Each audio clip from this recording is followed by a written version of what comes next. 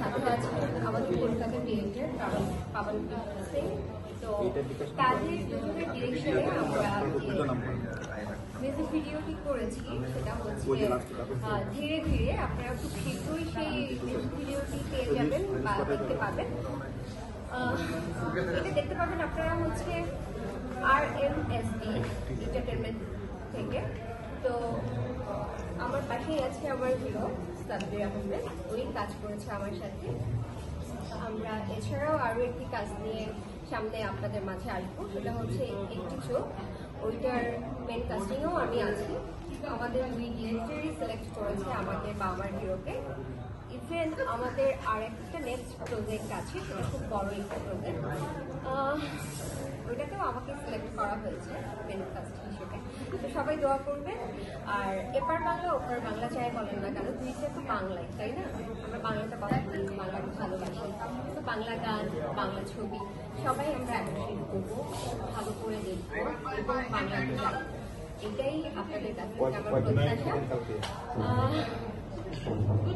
আমি সোনিয়া রাজু, হয়তো বলেই দিয়েছে, আমার নামটা বলে দিলাম।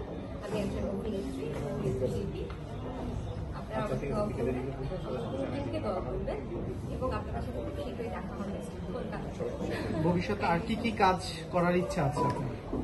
ভবিষ্যতে আমার তো অনেক কাজ করার ইচ্ছে আছে, খুব ভালো ভালো কাজ করার ইচ্ছে আছে। তার মধ্যে অলরেডি আমি একটি কাজ পেয়ে গেছি, খুব ভালো যদি বলি, সেটা হচ্ছে আমাদের যে নেক্সট প্রজেক্ট আসতে যাচ্ছে 1952 সাল নিয়ে, ভাষা নিয়ে।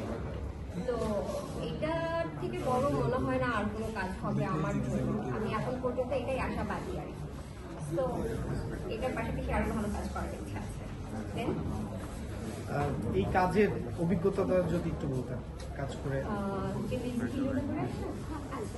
আমরা ধীরে ধীরে যে মুভি ভিডিওটা করে আসছি, খুব গরমের সময় গিয়েছিলাম। তো খুব প্রচন্ড রোদ ছিল, তাপ ছিল, এর মধ্যেই আমরা কাজ করেছি।